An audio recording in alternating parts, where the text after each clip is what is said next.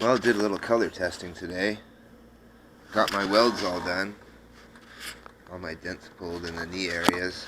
We're going to go for this curved knee area rather than the straight line that goes down for all the Victor tanks I've seen. I just think that they should have gone all the way and made it more curved like a earlier bike, but that's just my preference.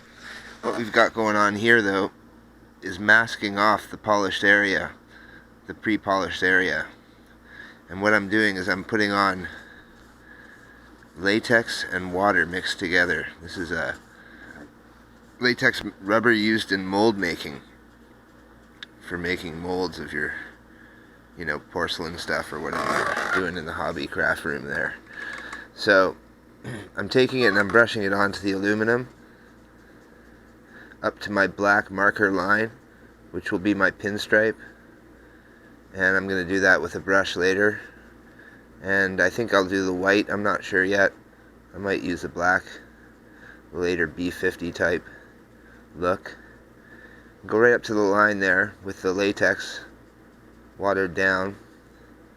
Doesn't have to be a thick layer, because once paint gets on it, it will just coat it and then it'll peel off really easily when you're finished. So there we go. Try to limit the drips here. Keep it on the black line. Keep going down. Cover this area here. I think it's faster than using tape, that's for sure. It takes a little while to dry, but that's okay. And 2 coats is probably a really good thing to do if you have the time. And just work with it, and then put it in front of a heater. Heat up the aluminum. It will bake it on. Keep your drips going off the sides.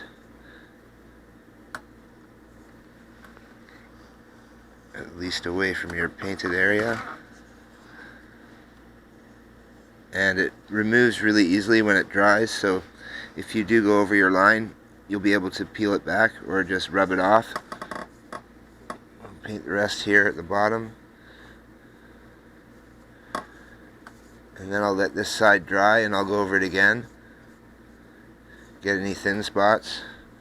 Change the angle of the tank so that I can get more area covered that's on an angle downwards. But once there is a little thin layer, it really sticks well. So we're going to let that dry, and there you go, using latex to mask off areas you do not want paint on. It's an excellent technique for preserving vintage stickers and old things on your bike that you don't want to damage when you're painting. So for those oil tanks and stuff with decals, you can put this over top without harming the decal. And there's not really any other safe way I've found to mask off decals like that. So we'll let this dry and then we'll go for a second.